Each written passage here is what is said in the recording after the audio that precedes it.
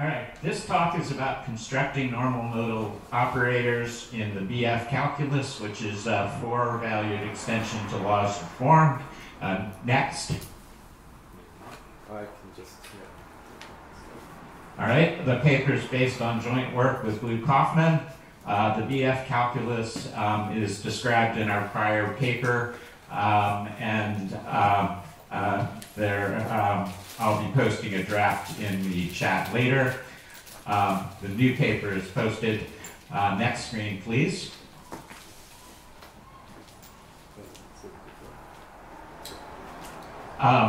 There's just a few preliminaries that I need to discuss, and those are, number one, what is a modal logic, and number two, what is the BF calculus. Next.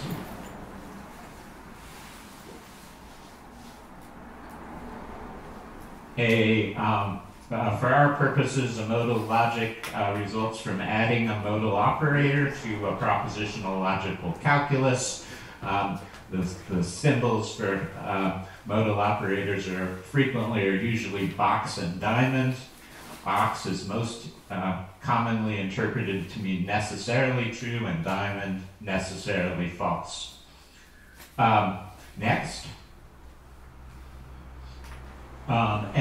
The relationship between diamond and box is such that diamond x is equal to not box of not x, and box of x is equal to not diamond of not x. And in English, that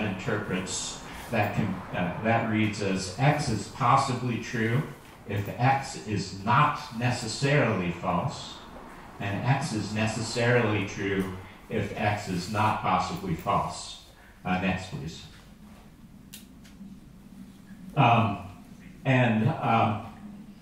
It's generally speaking, C.I. Lewis is credited with initiating the modern approach to modal logics in work published in the early part of the 1900s. He introduced the symbol diamond, and he also introduced 5 systems, S1, 2, 3, 4, and 5, which are still important today, and 4 and 5 play an important role in this paper. Next. In light of the last talk, I added this slide. J. Zeman indicates that the gamma graphs of Charles Peirce can or should be interpreted as modal logics, and in particular with Peirce's broken cut representing possibly false as a modal operator. Next, please. I'm going to note that for our purposes also, there are two usual approaches to modal logics. The first is based on establishing axioms, of which there are plenty in our paper. And the second is associated with Saul Kripke in the language of possible worlds. Next, please. This presentation is designed to be basic, and most of the equations you're going to see are in the primary algebra, and the most frequently called upon result is using using x cross x equals mark, or the law of the excluded middle. Next, please. Moving to the BF calculus, values are represented as pairs, x, comma, y, where x and y are both expressions in the primary algebra. And the 4 values in BF are mark, comma, mark, and then left mark, right mark, and void, comma, void. And in BF, expressions on either side can be manipulated using the primary algebra, in this example, position, and then reflection get used to get void, comma, y from the right-left expression. Next, please. There's a rule of a combination for when two pairs are juxtaposed with each other. A1, comma, A2 juxtaposed with B1, comma, B2 is defined to be equal to A1, B1, A2, B2. Next, please. And what in particular distinguishes the BF calculus from the ordinary version is the new operation, the square root of negation, and the imaginary mark is indicated with the index of an I next to the mark subscript, and the imaginary mark acts on a pair A comma B by definition such that that's equal to the B cross comma A, and it gets its name from the sense that when A comma B is acted on by two nests of the imaginary mark, that is equal to A mark comma B mark, which is in turn equal to A comma B all mark. And it is very intentional that the square root of negation is analogous to the square root of -1 in the complex numbers. Next. A key aspect of BF is that it results in in general terms in the swapping of the two sides. Next. And a second power of the calculus of BF is that all expressions, no matter how complicated, get resolved to two expressions in the primary algebra. That resolution happens through a combination of actions in BF and in the primary algebra. Next, please. And then the last thing to note is that in the interpretation being used here, true is defined to be, when we're talking about logic, as, or interpreted to be mark, comma, mark, false as void, comma, void, and then or, and, not, and implies are defined on a pairwise basis to act just as they do in the primary algebra. Next, please. And we'll use this characteristic of BF to construct modal operators, normal modal operators, and first the definition of a modal operator. Next, please. A normal modal operator box will satisfy both of the following. First, box distributes over implication. Specifically, that means that box of A comma B must imply box of A implies box of B. And then secondly, box of true has to be true. Next, please.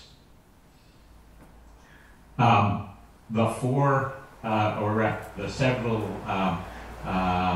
normal modal operators shown on the left are things we can prove to be normal modal operators, and note that they're characterized by there being a box A comma B on the left, and then on the right-hand side, the left and right-hand parts of the pairs have different expressions, and those expressions are limited here to one of four particular expressions. And those are A, B, A and B, or mark. Next slide.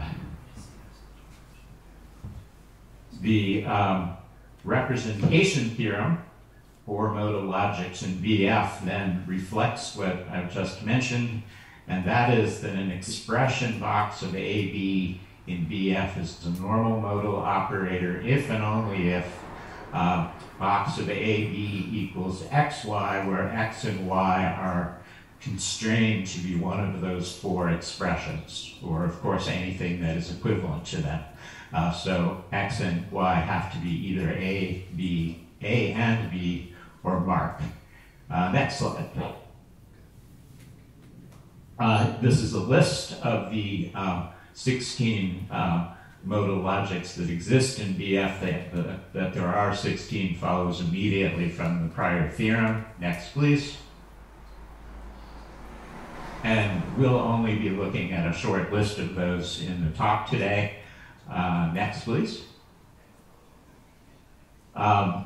the representation theorem does give an insight into the Kripke multiple or possible world scenario, so it's worth looking at that. I have the first example here, and using the definition of box 5, we're going to say that the left pair is world number 1. We're just going to imagine it that way. And the right side of the pair is world number 2. So we're thinking that the pairs are worlds. And in this example, our world 1 has access to itself as well as to B, to world 2. And likewise, world 2 has access to world 1, and that's because of this being an AND construction. Next, please. In the second case, however, box 4 of AB, it has access. The world 1 has access only to itself because the left side is only reading A, and the right-hand side has access to both world 1 and world 2 because it's reading both A and B. Next, please.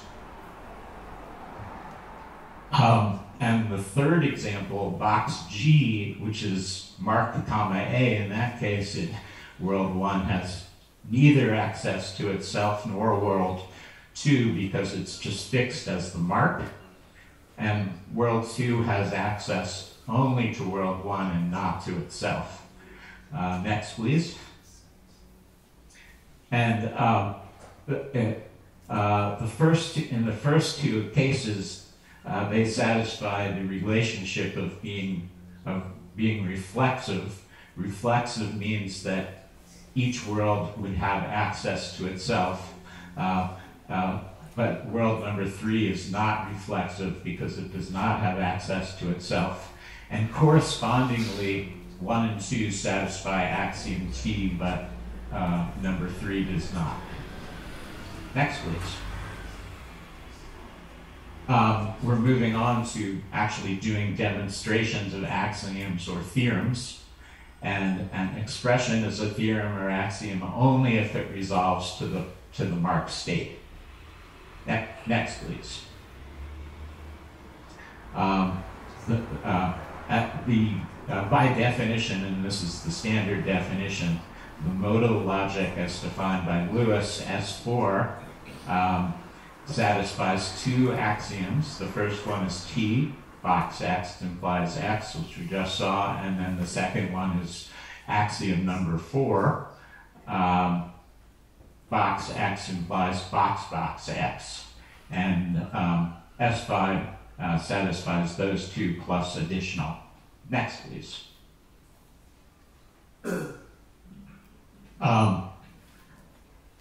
And this is a demonstration of axiom T, and the process for doing these demonstrations is pretty much the same in all cases. In the first step, there is a translation, and the translation here consists of inside of the leftmost parentheses, applying the definition of box 4 ahead. So A comma B, box 4 AB gets replaced by the expression A and B, and then the implication is sign is replaced by a box surrounding the entire parenthetical.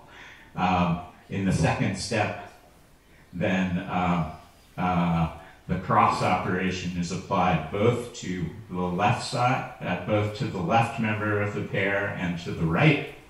And then in the third step, juxtaposition within the BF calculus is applied. And then finally, in the fourth step, the law of the excluded middle is applied to get box, or rather mark, comma mark. And then let's go to the next slide. The next slide is a demonstration which is entirely similar in its form, different in its contents of axiom number 4. I won't do it in detail, but again, there's translation and then application of the BF and consequent BF rules and those in the primary algebra. Next, please. By demonstrating axiom T and axiom 4, that means that the box 4 operation fully satisfies the axiomatic requirements for Lewis's system S4, and so therefore any if S4 requires an expression E to be true, then box 4 is also going to require that expression E to be true. However, the converse is not true. Next slide. In 1940, James Dugunji proved a theorem that essentially said for any finite model of a system S, where S is one of Lewis's systems, then and by being a finite model, it means that E is required to be true in M in the finite model M whenever it's true in S. Then M is going to have to be unfaithful, which means that there exists some statement in F that is true for M but not for S. And a corollary for that is that any faithful model for the Lewis systems 1, 2, 3, 4, or 5 must be infinite. And being finite, BF cannot therefore be a faithful model for S4 or S5. And this led us into a search for matching systems. Next slide, it's worth noting that there are many extensions to S4, many very interesting ones. And we're ultimately going to be very interested in the extension known as K4. Next slide. Our paper is full of quite a few demonstrations, and this is 2 pages out of the paper, and the part of the paper with a lot of demonstrations present. Next slide. Oh, and Art, I just want to give you a little 5-minute warning here. Thanks, Randy. Sure. Is that 5 minutes till the end of the 30 or 5 minutes to... Until we open it up for Q&A. We're just running 10 minutes behind. Okay, to got expected. it. Right. Thank you.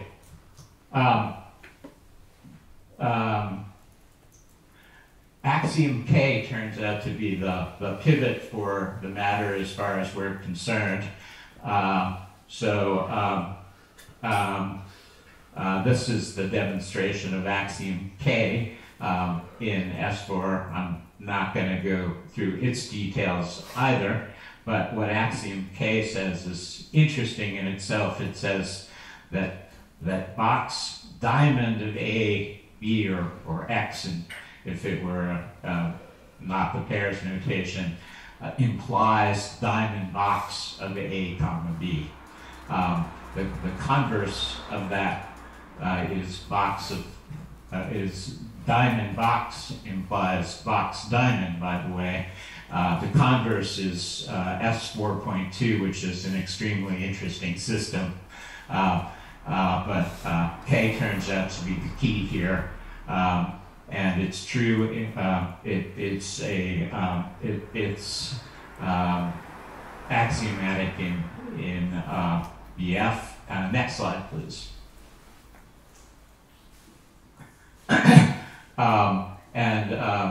Two theorems then. The first theorem is that our representation in BF given by box 4 is in fact a faithful model of system K4, where K4 is an extension of S4, and it is the extension adds the axiom K, and it also adds the axiom S4.4, which says that A implies diamond box of A implies box of A. And likewise, box 5 is a faithful model for the logic V2, which is an extension of Lewis's S5 given below. Next slide, please. This is actually a map coming out of Jay Zeman's book, and I've got K4 and V2 highlighted in the map. They both contain pretty much everything below them.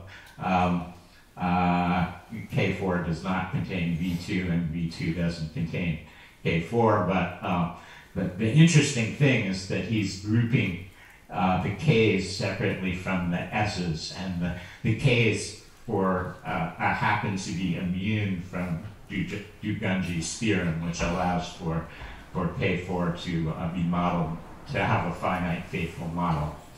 Next slide. This slide is a little more complicated than it needs to be, but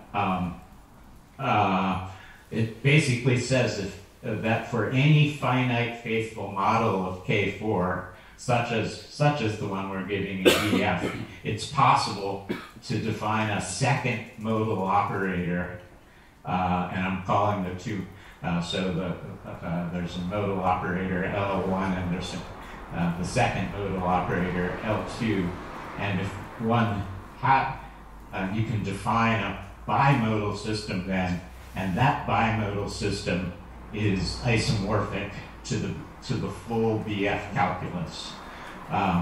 And intuitively, what's happening is that the top box 4 expression here, written in BF, is transmitting information from world 1 to world 2 in its form, and the lower one is transmitting information, we'll call it, from world 2 to world 1. And you need both of those, both directionality to have BF. So in a sense, the modal operators constitute half, we'll call it, of BF. Next slide. I think I just want to end by saying that we have interpreted, we've kind of had ongoing questions about how should we interpret the extra values in BF. And our paper is ending with a speculative suggestion of how it could be interpreted. And I'm just going to read a couple of lines here. It's well known that Belknap interprets the pair L, R in a bilattice such that L indicates falseness and R indicates truthfulness. But we, however, think that it's more appropriate to associate the doubly marked value mark, mark with truth rather than one of the splits. So then, how do we interpret the splits? The interpretation that we're giving here in this section draws upon the two contrasting, most well-known theories of truth, coherence and correspondence theories. And in this interpretation for pair LR, L will indicate, the left side indicates the coherent perspective and the right the correspondence. By coherent, we mean a narrative account of some nature that is logically, philosophically, and or emotionally consistent with a model theory, worldview, or set of ideas and beliefs. And by correspondence, we mean determined empirically based on accounts of known facts, experiments, observations, or other forms of witnessing and experiencing. And I think I'll end there.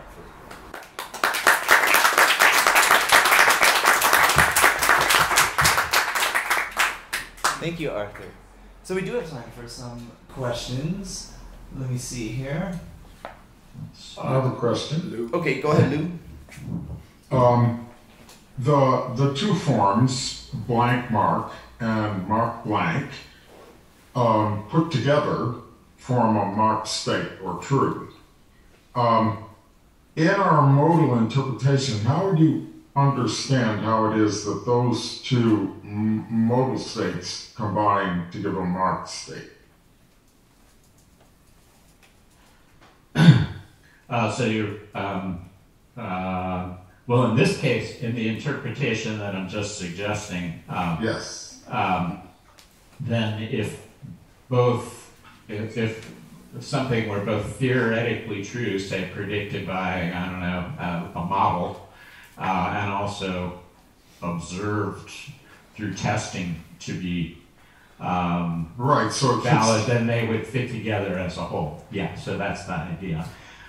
If both theory what I wanted to point out is that it has to do with the discussion we had, that this interpretation that you're talking about here is much more coherent than the older one that we had, where we would call one of these possibly true and the other one possibly false. Because if you combine possibly true and possibly false, you wouldn't call it true. No, but I was wondering after we discussed that a few days ago. I was wondering. I mean, for scientific theories, you want them to be falsifiable, of course. I was trying to figure out which side should be interpreted as possibly true and possibly false based on that. Throwing my hands up on that so far. So. Right. All right, do we have another question? Unless they need to refer to. Yeah. I saw people thinking. Oh. Yes. In the chat. Go ahead, Claudia.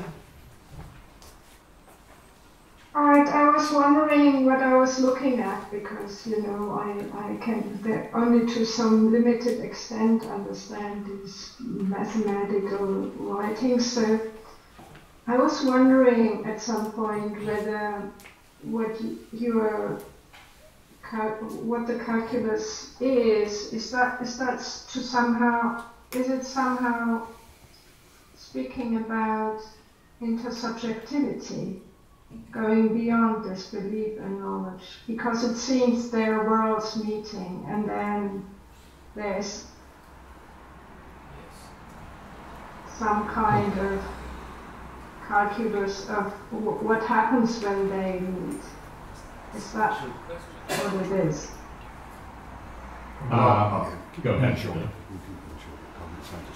Oh, sorry, I didn't mean to jump in, but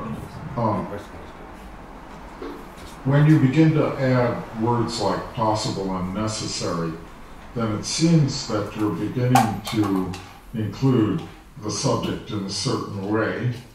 But I don't know that we're getting to intersubjectivity except through the possible worlds, and then maybe, because if we think of two possible worlds, we could think of them as being your world and my world, or anyone's world and someone else's world. And then it's worth thinking about the interpretations. Thank you. That's actually a really terrific question, Claudia, and this discussion.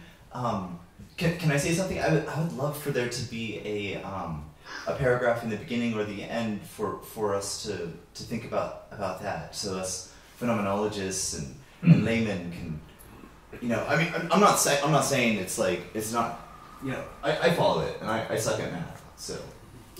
What is the definition of intersubjectivity, by the way? Oh, so this is a longer conversation, right? So, let's give Arthur a hand. Arthur, I think we're gonna move on. So I just want to thank you.